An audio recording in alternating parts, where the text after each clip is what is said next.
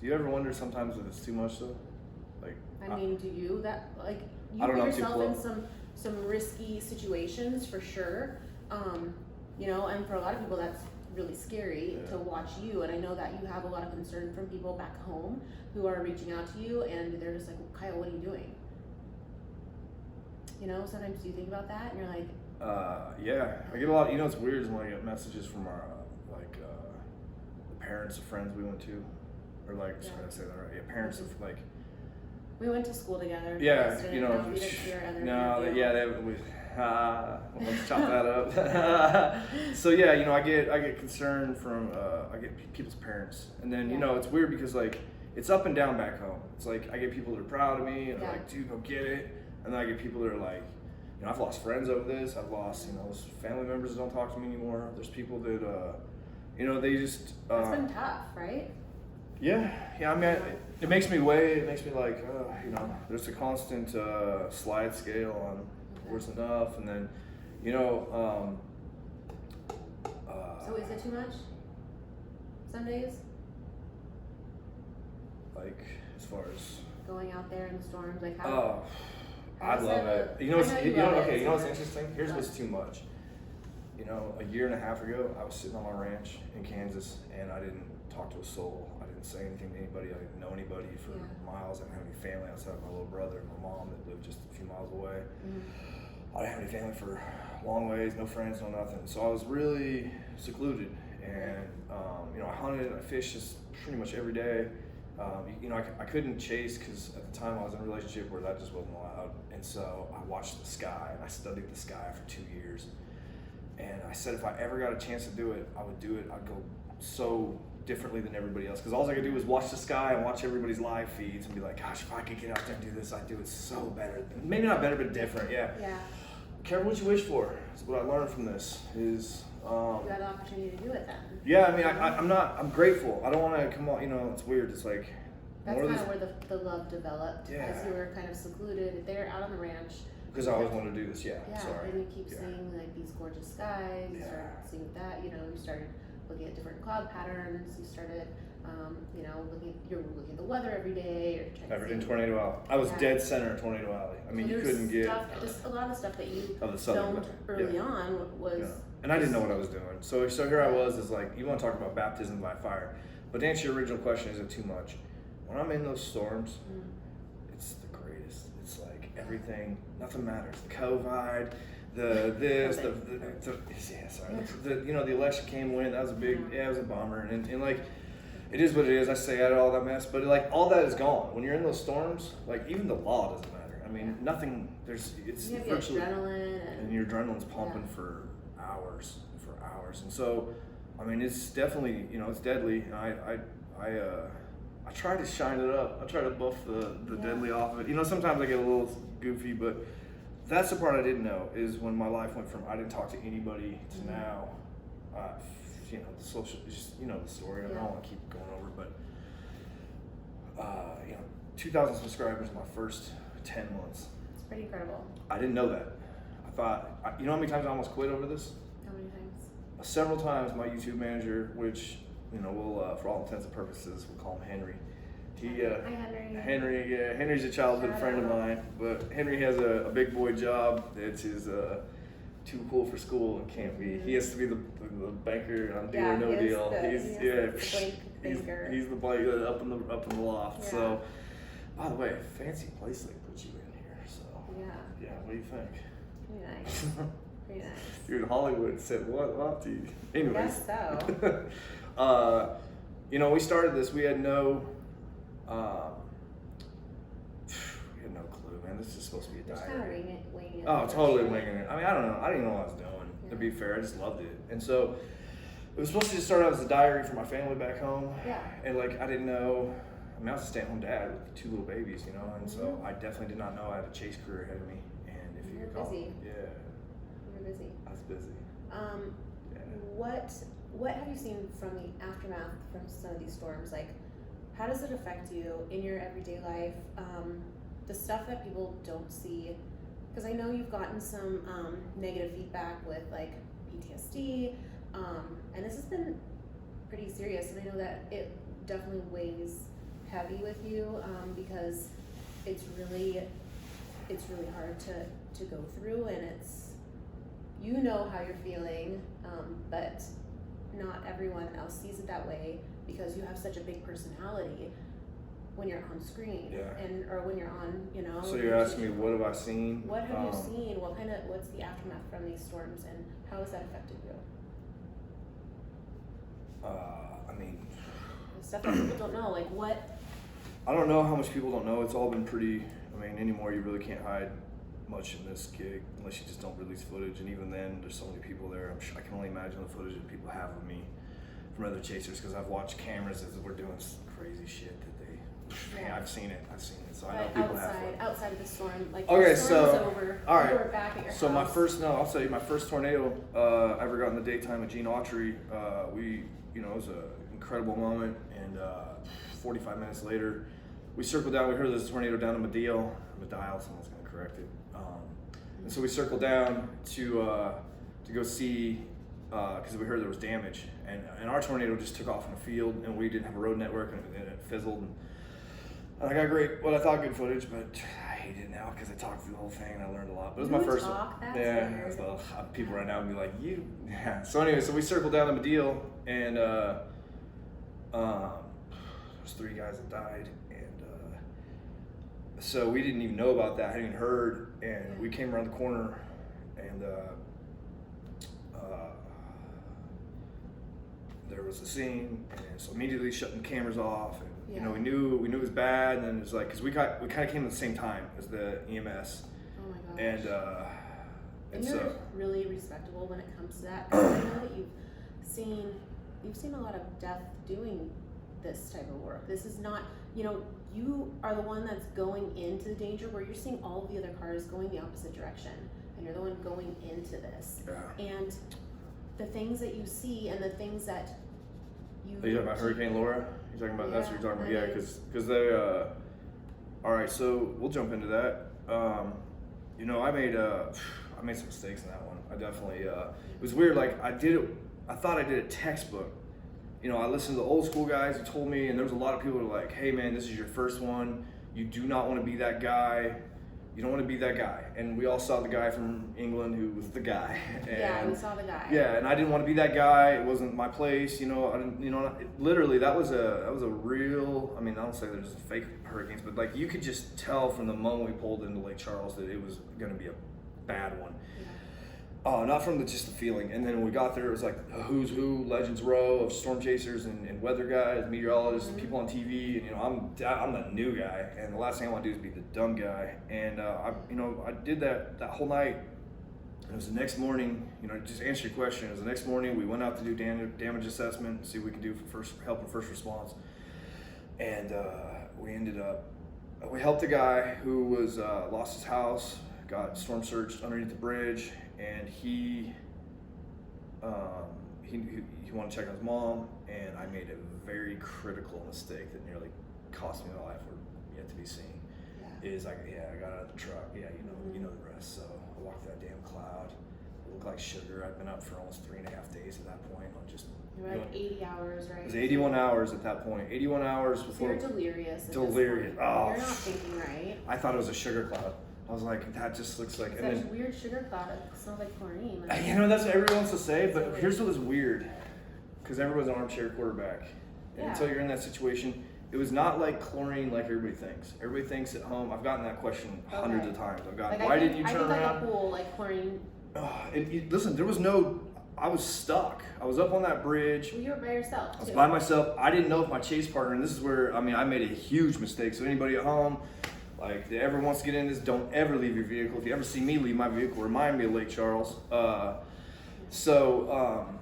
you got out of your car because your chase partner was going. He was taking it back, else and I said, and I shouldn't. I didn't have a good reason to get out. Here's why I got out. I thought this is going to be epic footage. Here's the boat jammed into the bridge. Here's like, we're still at a category 1, I think, at that point, or 2. Super dangerous. Turned out being inside the concrete parking structure at near category 5 was safer than being on top of the bridge 200, 300, 150, 200 feet in the air at a category 1, because I was the whole time. Well, you were still, it was still really windy. Yeah. Yeah, so Storm expert. yeah, did I answer your question? Yeah, Buffy Clouds. Yeah, but you've seen a lot of Yeah. crazy, hard I watched things, right? that city get shredded to pieces. You don't put that on camera. You're very respectful of the people that, you know, they've suffered so much loss, and where other people may show all of that and show, you know, the people crying over their loved ones, or, you know, showing their houses in. Can I give you a story? Yeah. About that? The day before, about like the camera, not camera, because it's you know, it's a scene when you see people running for their lives, literally, and you see families in cars that weren't designed to go 5 miles, and 2 and 3 families jamming cars, and like, you know, there was this couple, and shout out to my chase partner Teak, who, you know, he none of this guy ever. I'll make sure he gets his credit, because he's like, him and I are about as polar opposites, right? Nobody can know who he is. He has this like devout, diehard fan base of like 12 people that just love him, that watch my videos to see him. Yeah. And he doesn't know, he doesn't do anything. He loves it that way. But him and I are ride or die on these things. So perfect duo. Yeah. We were down to one pump. And you gotta understand, it's chaos. There's nobody like, one gas pump on one, like, it's chaos. There's nobody's like manning the things, like everyone's gone. Like people are breaking in to get stuff, like food. Like this isn't like, oh yay, we get to rob it. It's like, oh my god, my house is gonna get. You know what? I don't call them looters anymore. I gotta tell you, when people are running for their lives, they're getting what. Do you think they're getting what they need? They need what they.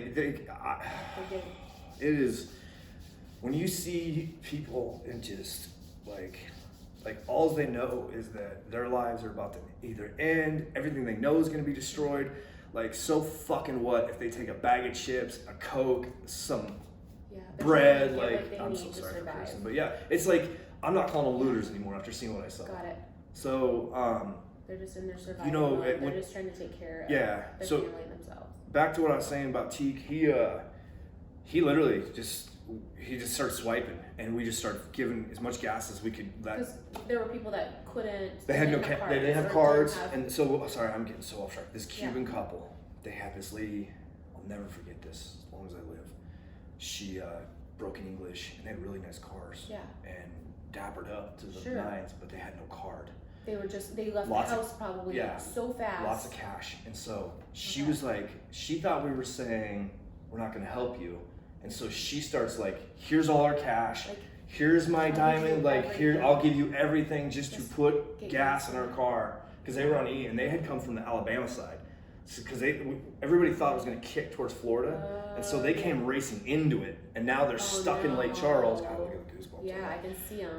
Yeah. So, you know, my chase partner never got the credit, because that was just one of those situations. And you know, Amy was, you know, bless her heart, she's from the news world, and she's like, I need to be getting in it. You know, I wasn't. See that stuff. She gave me a lot of credit for what I did, but I could have done a lot better. But I froze in those moments because I did not want to shove a camera in their face. No, it just wasn't the time. You do that a lot, though, you know, and I appreciate that, because I get to hear, you know, some of the, you know, the stories on the other side, but there's a lot of people that don't. But you're constantly stopping and helping people, and you literally will give them the shirt off of your back, or give them the, you know, like any kind of food or money that you have to be able to help somebody else. You know, do that all the time. Thank you. I grew up poor, and it sucks, and we don't have shit. When you see people who are in like destitute situation, and to be fair, that was a child, like half my childhood was that way, and then the other half was not. I wasn't poor, and so I got to see the other side, and I got to see like, it was interesting to start one way and then another. So when as an adult, when I see people suffering, it's tough, you know, especially people who are hungry. No one would, you know, I've been hungry. I've swallowed air to fill my stomach so that my body would be tricked into thinking it was, you know, eating. And yeah, like you know, like when I went out to the fires, people, like, you know, it's well documented. So yeah, I do. I give as much as I can. That soft spot for them, because you understand. Yeah. If you've ever been there, you'll know that it's if you ever can help anybody out, if you get out of there, you just have this inherent like, you must have known what I'm talking about when Courtney told you about me giving food to all those people. Yeah. Okay. You had a couple couple people that you helped on your last trip. And I mean, it's like, you know, at the end of the day, those people got just a tiny meal for me for 1 second for one day. Like, you know what? That's one more meal that they didn't have. You know, hopefully that got them through a little bit longer, gave them a little bit more hope, and you did that. That's, you know, honestly, if there was one thing hopefully I haven't screwed up by now. I know my last little, I'll jump on that later, but is the philanthropy side, is that where you're saying? Yeah. Oh, we will just help people. I don't know if I call that right. Is that right? Yeah, okay. Yeah, that would be the thing I would do with my platform, is I would help, you know, I've told you about this before off camera about the natives out in Oklahoma that are just disappearing, and there's nobody even really talking about it. Like, you have to like search for it. It's like no major media talks about it. Like, and I told them, they asked me, they said, what are you gonna do with this? You just gonna be another white guy that's gonna come out here and take from here and not give back. And that hit me hard. And I got a special place for those people out there. Well, that's their heritage too.